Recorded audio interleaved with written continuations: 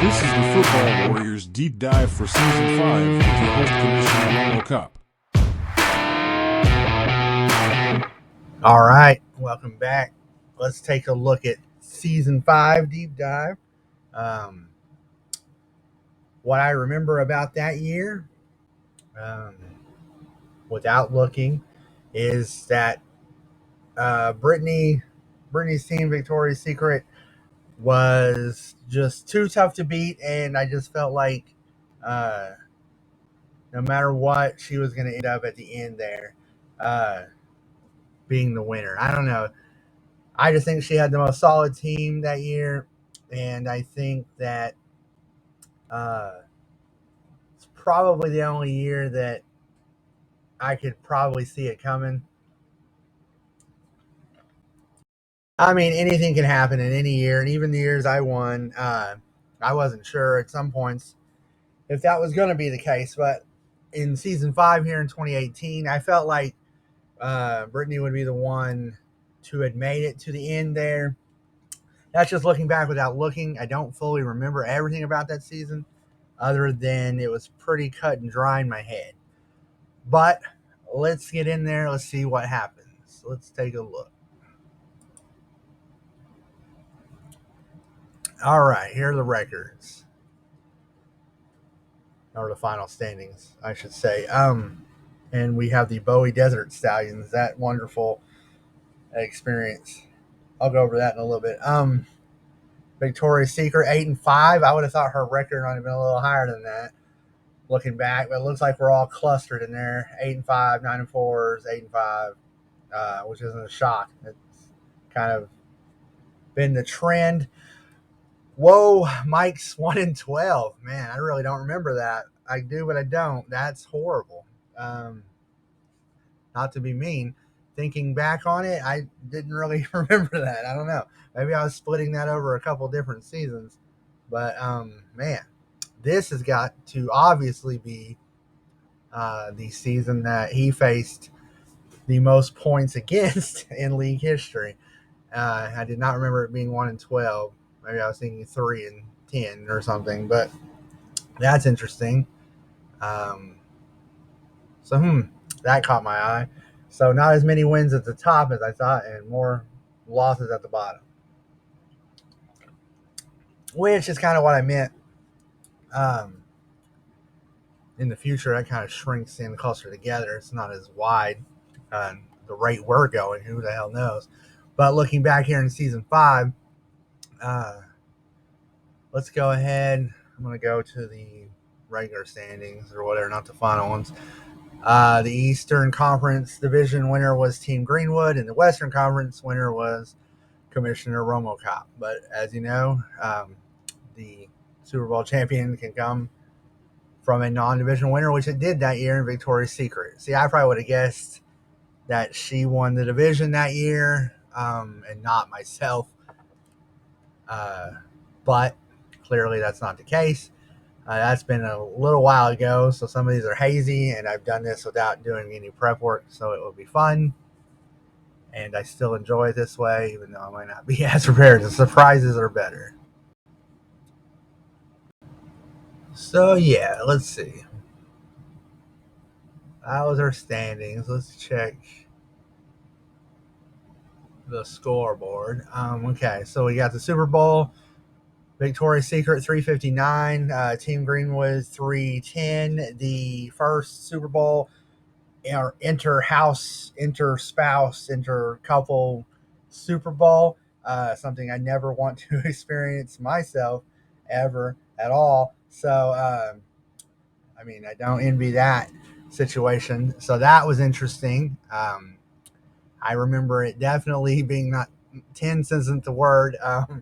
I'm just going to call it interesting, not knowing, what the hell is going to happen between husband and wife there.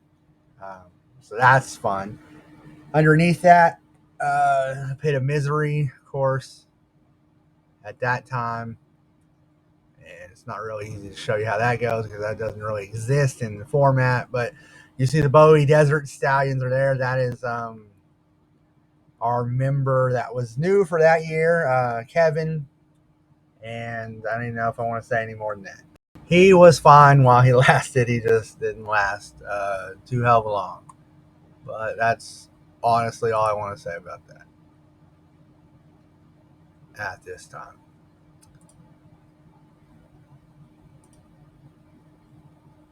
What am I doing? Good question. Okay. Want to go back to that. Like I said, points against 1,989. It's a record in the league. I'm highlighting that. And to show that here, that's still the active standing record in our league. Set here in season 5. Mike Jones doesn't want to see that, I'm sure. But there it is. He faced more points. He's had more points scored against him than anybody in league history, which is never good. And then points 4 also contains the record 2,057 points scored by Commissioner Romocop. And that record still stands as of now, with the Super Bowl champion underneath that. So it doesn't really matter if you score the most points or whatever. You never know what's going to happen. So yeah, those are interesting things to look at there. Wanted to do that before I forgot. I remember that off the top of my head, so that's good. La la la. Let's see.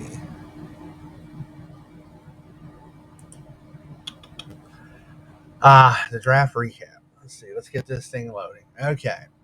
Our draft, Wednesday, August 29th. Makes me laugh every time. 1 o'clock in the afternoon. Snake draft. There's no way in hell we drafted at 1 o'clock in the afternoon. I don't know if that'll ever be accurate or not. Pretty sure when they did all this, they probably just lost it. It's probably just the default date and time, or not the time. They probably just have the date. No, I guess Wednesday might not even be right either. Who the hell knows? That's probably not right. I'd say that's not right. But that's probably just a basic ass time that they have in there. I don't care. That doesn't matter. I'm sure we did it at nighttime. I'm sure we did it closer to the weekend. All right. The keepers. Keepers are here, clearly on the left. If it's your first time watching this, this is the franchise tag selections for the teams. The Desert Stallions kept a tight end, Jimmy Graham of the Green Bay Packers, and that guy was a Chicago Bears fan. Just want to point that out. That was funny. Wish that can happen. It's just funny to me. Sorry, Odell Beckham is a keeper at that point. That's a shock. Kind of pointing out things in my mind that are not super obvious. Those two for sure. Wasn't sure Beckham was still a keeper at that point. I guess he was. Jimmy Graham is funny. It's hilarious. Brady and Gronk, I mean, they were good then. That makes sense. Deshaun Watson, that's gross. It's funny. I mean, you never know what's going to happen in the future. Antonio Brown, of course, is going to show up every year for so many years here as Mark's keeper there. And Todd Gurley, man, he had a good year that year, if I remember right. I think that was the really good Todd Gurley year before he disappeared. And then Ezekiel Elliott, Commissioner Romocop's keeper, had a pretty good run there. That's fun. But let's get to the fun stuff. Let's look at round 1, which is round 2 there. The draft starts with Tasha making the first pick of that draft, Le'Veon Bell, and then Saquon Barkley and Alvin Kamara. I mean, this is looking as you would expect. I really don't remember that many years ago. But all of these names, DeAndre Hopkins, Kareem Hunt, Dalvin Cook. I don't know what kind of comment I should make about Leonard Fournette. I still think he has James Murray hostage because he had to have a weapon to his head or something, making him select Leonard Fournette all the time, but that's how it goes. Michael Thomas before he's injured, and Christian McCaffrey showing up on Princess Meow Meow's team as a draftee later on would be on her husband's team as his keeper. And this stuff is wild, as we know. And these guys bounce around a lot. You never know how it's going to go. But at 10, Commissioner Romocop, myself, I'm on the clock. I take Melvin Gordon and Devontae Adams back to back there because it goes down into the next one over here. Not going to read these all out crazy, but there's really nothing here that is wild. And that should not be a surprise to anybody because, quite frankly, overall, collectively, each year, the draft gets better and harder, and people get better, and things have just been finely tuned. We've taken it a step each time, so I'm not surprised here. I was going to say Zach Ertz, but then he was younger, so I can't really judge it off of now. All these guys were solid picks. You can't control injuries, like Keenan Allen there.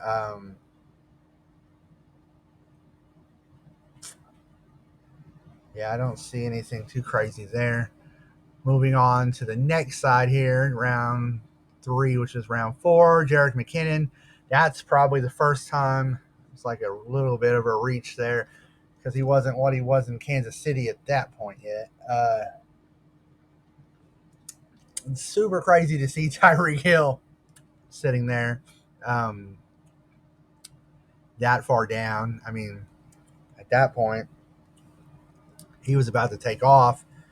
He lands with Victoria's Secret here in her Super Bowl season, and would later move on to the Oklahoma City Phantoms as a keeper off the top of my head.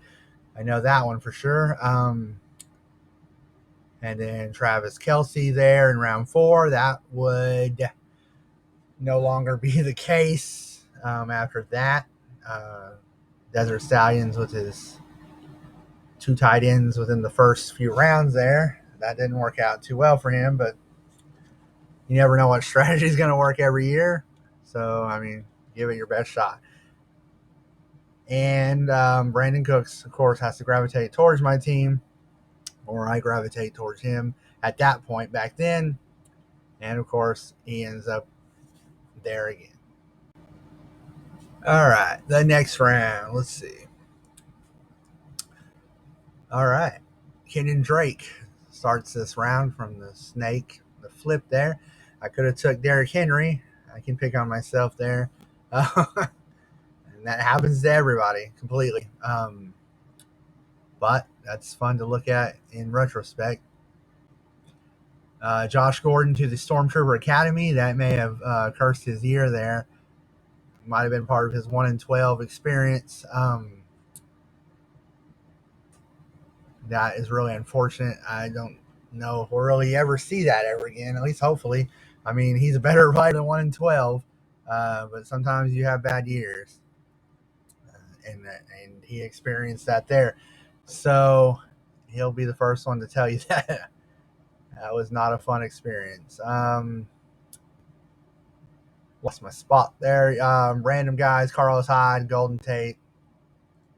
They hung around. I mean, Jay Ajayi. I mean, that dude was in and out. It's funny how it goes for some of these people. Allen Robinson, who must be holding Brittany hostage because she always seems to end up with him sometimes. But yeah, Derrick Henry for Mark there. Derrick Henry would go on to hot Mark in future years by dropping huge scores on him. That must be revenge for drafting him and then letting him go in the future. Or something. Some kind of curse. I don't know.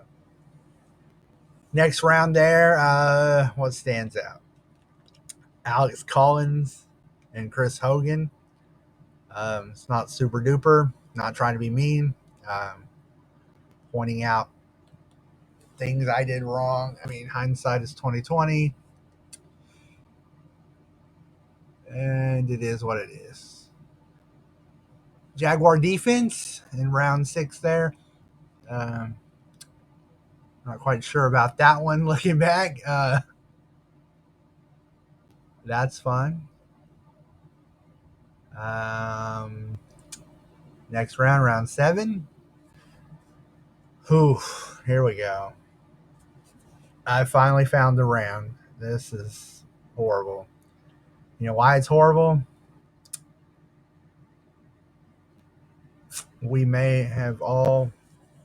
It may be the worst round I'm looking at. We may have all messed up at that point. That is ugly. I'm not even going to name them off. You can look at it there. Round 7 it shows. Really, round 6, right? It gets confusing, I know. Yeah, that's bad. Maybe Greg Olson is the best out of that. But you know what? Might be the first time we've all whiffed. Unless somebody wants to argue me otherwise, I don't think that's very attractive at all. Devin Funches, Alshon Jeffrey, Marquise Goodwin, ugh, Royce Freeman, horrible. Anyways, the next round looks way better than that round. I mean, and by way better, I mean just a little bit or whatever. At least it's better. Quarterbacks are there; they're good. Uh, Jack Doyle and Ty Montgomery is probably the worst right there. I don't know. Maybe Chris Thompson a little bit. Still better than that last round. Marshawn Lynch, that's fun. Marshawn Lynch is always a fun player, or he was. You never know what you're getting out of him. um, let's see. Isaiah Crowell. I haven't thought about that name in forever. That's the first one that I wasn't expecting to see. Not in a good or bad way. Probably was fair for right there, but yeah, I haven't thought of Isaiah Crowell in forever. And Carson Wentz before he flames out, if you want to call it that. And then in the next round, good old Adrian Peterson there. Um, Andrew Luck and Matt Stafford. Crazy how some of these guys are at the end of their career or closer to it or already done. Time flies in the NFL and in real life. It appears I made a good pick at the top of what says round 11 there. Cooper Kupp. That's awesome. Didn't do anything for me championship wise that year, obviously, but that's good. I don't know. It's just like the real NFL. You can look back. You can pull up really anything, like post 3 years ago or more. Not nothing current. Pull up 5 years ago and look, and you'll see your favorite team could have drafted somebody really good 3 picks after they drafted a bust. I mean, it happens. It's kind of cool that it mirrors the NFL in that way, and it's easy to look back now than to look back and judge the prior year's draft. It's a little harder to do that because you really don't know how some of these guys are going to do. And then next round there, Goskowski at the top there to Tasha. Seems like the Patriots kicker there, he was going at or near the top of those kickers almost, every year for a while before his career started to wind down there, which makes complete sense. I mean, at that point, Brady was on fire and they were scoring a lot of points, but for some reason, other than the dude made a lot of kicks, he seemed to be the first one pulled off of every draft at that point. I guess Justin Tucker and other kickers like that would start to push him around down the board a little bit. But at that time, he was the king of the kickers. And Sammy Watkins right there was the king of giving you a great score week 1 and then disappearing forever. I think he's done that to almost everybody. Maybe not every year, but more often than not. And looking around, Chris Boswell, always married to Princess Meow Meow's team. Pittsburgh Steelers kicker. I get it. Pick your team's favorite kicker and ride with it. At least if you're watching the game or something, it gives you a little extra. I guess when they make a kick and they miss a kick, hurts more and it feels good more, I guess. That's always fun playing with players that, you like from your real team in real life, and they're either for you or against you in fantasy. It becomes quite a confliction sometimes. I don't really go one way or another on it. I don't like to be on the losing end of um, fantasy and reality at the same time, because at least having one of those will kind of balance it out. Getting a win in real life or in fake life, I can't get them both on the same week. Let's see. Too much rambling there. Let me wind that up. Let's see. Next round, Keelan Cole at the top there, the Jaguars wide receiver. I could have selected Jameson Crowder and stolen from Mike Jones. That's a Jameson Crowder alert. I was on the lookout for that. It was tipped off by Mike himself. And there he is right there. The rest of that's not too bad. I don't see anything crazy. The next round, what says 14 there, Giovanni Bernard to Brittany's team. That's funny. I guess I was probably trying to get him right there, or I took Michael Gallup or something. I don't know. I was always grabbing it. I already said that in the last video or two. So it's probably halfway hurt or bummed by that. Alan Hearns, Cowboys receiver for the Phantoms there. Man, that dude had a little bit of a run, like a 1 year wonder. And then that injury kind of screwed him over. He was never really quite the same after that. You got Cameron Meredith there. That's another one. Rashard Matthews. All these randos. It's funny. There's Justin Tucker to Princess Meow Meow. That's also not a shock. Not a bad thing. Certainly not a bad pick. Calvin Ridley before he ends up on my team and ends up being suspended for gambling. That's fun. A whole nother story because this is season 5. And I've got to stay on track. Phillip Rivers before he had his 85th child. That may be an estimate. I'm not sure. He shows up here near the bottom of the draft. He's getting older. Makes sense.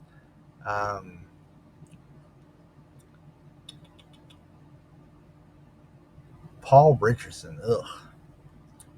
I remember that for the Washington team there. And it's only been a couple of names that really haven't or have surprised me. Wow, this next round. Okay, I'm peeking ahead and I've seen some stuff here. It's interesting. All right, let's take a look. Round 16. We'll just call it that. Whatever. It's really what, round 15? This might be a better round than round 7 up there. That's funny. That's using hindsight. I guess it's fair, but whatever. DJ Moore, that's a great pick there. Tyler Lockett, Dak Prescott, sure, at that point. Fantastic. Then you've got ones that aren't so super duper, like Devontae Booker, James Washington, Ryan Grant, Javorius Allen, and then Austin Eckler, who was drafted by Commissioner Romocop, and that looks like a hell of a pick at that point. That guy would continue to go on to be pretty good, clearly. And I snagged him there. I mean, that's what happens when you've only got one keeper. You don't get to keep them all, but you just got to do your best with it. At that time, I'm rolling with Elliott, and quite honestly, nobody would say otherwise to change that out after this year. But that's looking ahead. That's against my rules there, so let's not do that. Moving into the next round 17 there. Throwing darts at Anthony Miller there. I guess clearly I should have taken Nick Chubb or George Kittle. I'm not trying to pick on anybody. I'll pick on myself more. And this low in the draft, how the hell can you pick on anybody anyway? But yeah, Nick Chubb, that's a hell of a pick there, and Kittle for Brittany's team. Victoria's Secret, 18. Patrick Mahomes, Kansas City quarterback. Wow, you don't see that anymore. That is a sight to see right there. Um, Selected one selection after Corey Clement. Um, and that's how it goes. I mean, that's just really fun to see from a team that no longer plays in our league. Um, that was a good move on his part. Clearly, Patrick Mahomes, spoiler alert, blows up after this and becomes, the Superman that the league currently knows him to be. Fun, fun, fun. I mean, I'm not super shocked by that, but I really wasn't expecting to roll. I'm not looking at what year is what. Wasn't really expecting to roll into Patrick Mahomes that deep in a draft. And that probably, I'm going to take a guess, is the last time that ever happens. Now, let's see. Anything worth notes in these last two rounds?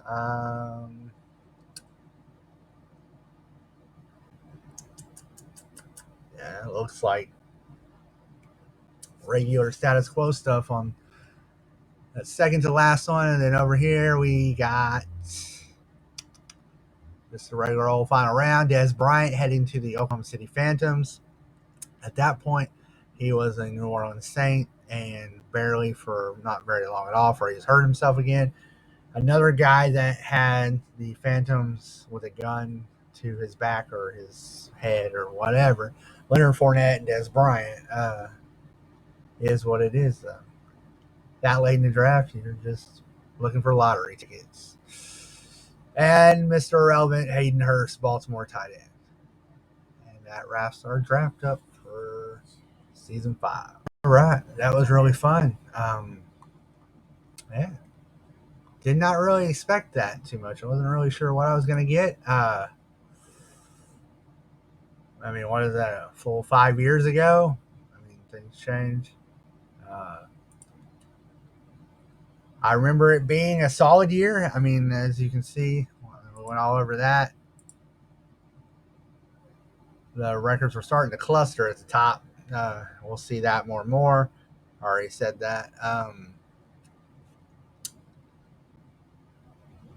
Yeah, I mean, going into this, I was pretty much sure it was a solid year, that Brittany just beat a bunch of people up and it was never in question. I don't.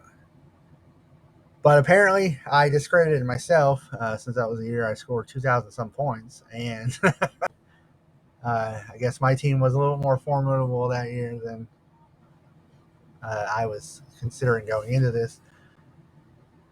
But I mean, her team was solid. I'll click on here and see what she ended up with.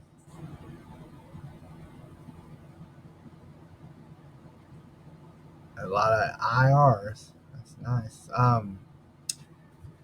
So yeah, when you're in the playoffs, anything can happen. Clearly, and that was a solid year. I mean, a lot of teams at the top were capable of doing it.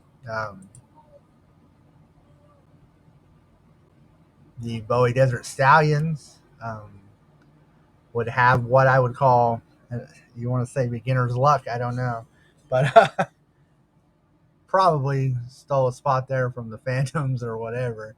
Um, but I mean, that is what it is. We'll see what happens with that in the future. Spoiler alert, he doesn't last. Um, that'll be fun. But yeah, pretty cut and dry season. I don't mean that in a bad way. Uh, it was fun. It was competitive, tiresome, whatever you want to call it. However you feel on this spectrum here. The farther you go down, I bet you the adjective used to describe the season would change. Um, but yeah, I like this stuff. I'm looking forward to doing the rest of these and taking a look at them. I'm not looking ahead. I like the surprise aspect. I think it's fun. I hope I didn't leave anything out. That's the danger of not doing any prep work on it. But I do think it's funner this way, and it's a little bit easier. But that's pretty much it. like I said, I hope I didn't leave anything out. We're going to end it on that note and hope you're doing well. Peace.